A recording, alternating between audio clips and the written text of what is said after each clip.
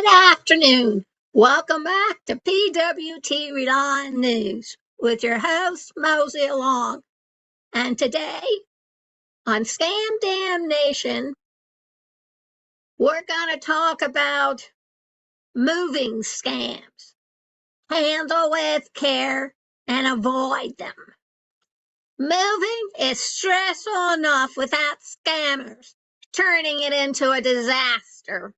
Every year, thousands of Americans, especially seniors, fall victim to fraudulent moving companies that promise low prices, fast services, and professional crews, only to deliver damaged belongings. Surprise fees or no service at all. On today's Scam Damnation, we focus on how these schemes work, why they're spreading, and how you and I, can protect ourselves before our first box is packed. Moving scams usually begin with an online search.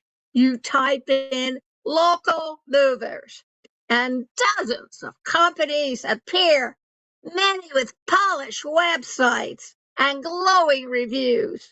But behind the scenes, some of these operations are nothing more than call centers. They quote a low price to hook you, demand a deposit, and then subcontract the job to unlicensed crews. When moving day arrives, your problems begin. One common tactic is the bait and switch estimate. The movers arrive, look at your belongings, and suddenly claim the job is bigger than they expected. The price jumps, sometimes doubling or tripling, and you're pressured to agree because your entire life is already loaded onto their truck. Another tactic is the hostage load, where scammers refuse to deliver your belongings unless you pay them additional fees. Seniors are especially vulnerable because they often move under time pressure, downsizing or relocating for health or family reasons. Damage is another hallmark of fraudulent movers. Boxes crushed, furniture broken, heirlooms lost. When victims try to file claims, they discover the company has vanished, changed names, or refused to respond. Some scammers even operate under multiple business identities, switching phone numbers and websites every few months to stay ahead of complaints. But there are ways to protect y'all. First, verify licensing. Legitimate interstate movers must be registered with the U.S. Department of Transportation and have a DOT number you can look up. Second, avoid companies that only offer phone estimates. Reputable movers provide written, in-home, or virtual assessments.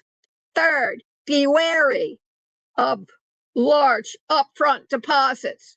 Most legitimate movers require little or no money until the job begins. And finally, check real reviews, not just the ones on the company's website.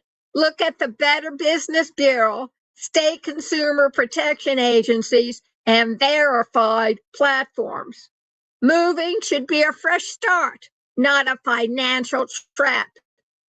Scam damnation exists to shine a light on schemes prey on trust, urgency, and vulnerability. When it comes to movers, the rule is simple: handle with care and verify before you trust.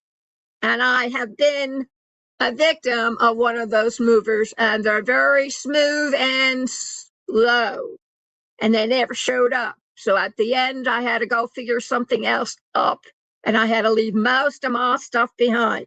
So don't be like me. Do your homework first and protect yourself. Go over to the website, pwtrelinenews.kinsta.cloud, C-L-O-U-D, and get all the information on this stuff because it's very important. It doesn't matter really whether you're a senior or you're a widow or you're a single lady, you're prey items. So stay alert, keep up to date, and remember, don't let your fingers do the walking in Google until you check out on the Better Business Bureau whether it's a good moving business to do business with. Thanks for your time. See you later, Gators.